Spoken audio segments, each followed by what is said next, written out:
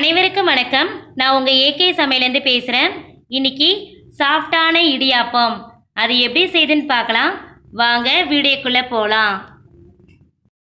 இதற்கு தேவையான பொருள்கள்: அரிசி மாவு 1/2 கிலோ, இது 500 கிராம்ங்க.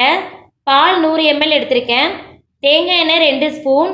உப்பு தேவையான அளவுங்க. நான் அடுப்பை பற்ற வச்சு ஒரு பாத்திரத்தில் தண்ணி ஊற்றி வச்சுருக்கேங்க. இது நல்லா கொதிக்கட்டும். தண்ணி கொதிக்க ஆரம்பிச்சிருக்குங்க. இது நல்லா கொதிக்கட்டும். பாருங்க, தண்ணி நல்லா கொதிக்க ஆரம்பிச்சிருக்கு. இப்போ நாம் மாவை ரெடி பண்ணிடலாம். அரிசி மாவை ஒரு பாத்திரத்தில் எடுத்துருக்கேங்க. நாம் இதில் உப்பு சேர்த்துடலாம்.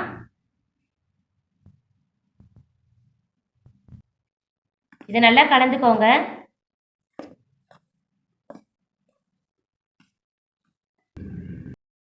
நான் கடையில் மாவு வாங்கினனால நான் வறுக்கலைங்க. நீங்கள் வீட்லேயே ரெடி பண்ண மாவாக இருந்தால் நல்லா வறுத்து எடுத்துக்கோங்க. இப்போ நம்ம இதில் தேங்காய் எண்ணெயை சேர்த்துடலாம்.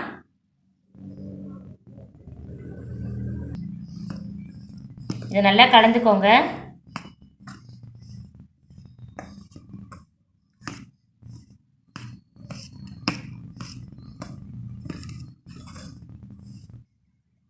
இப்போ நாம் பால் சேர்த்துடலாம்.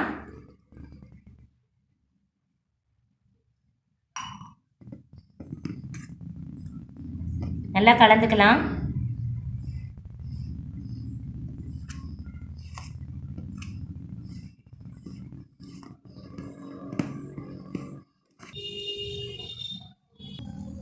நாம கொஞ்சம் கொஞ்சமாக கொதிக்கிற தண்ணியை இதில் சேர்த்துடலாங்க.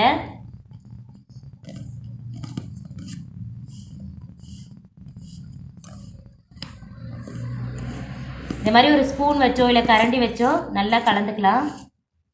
ரொம்ப சூடாக இருக்கும்.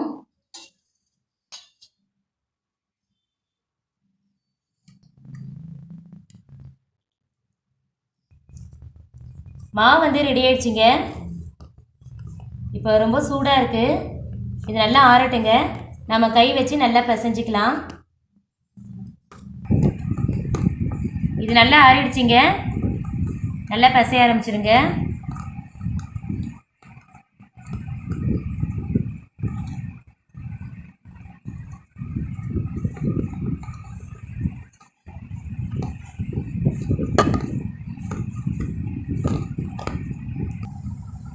அவ்வளோதாங்க, மாவு ரெடி ஆயிடுச்சு.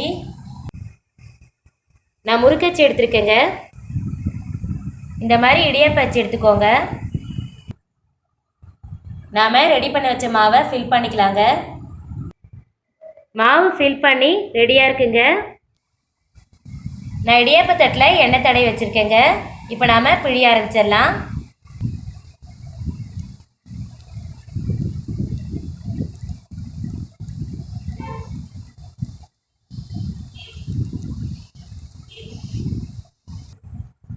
ரெடி ஆகிடுச்சிங்க. இப்போ நாம் அடுப்பை பற்ற வச்சுக்கலாங்க.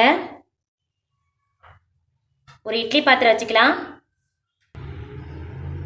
நான் இதில் தண்ணி சேர்த்துருக்கேங்க. தண்ணி நல்லா கொதிக்கட்டும்.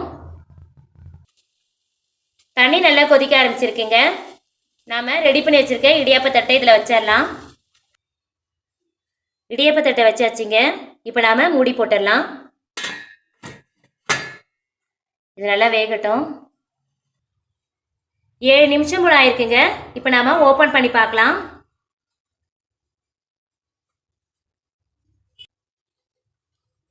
பாருங்க, நல்லா சூப்பராக வெந்து வந்திருக்கு.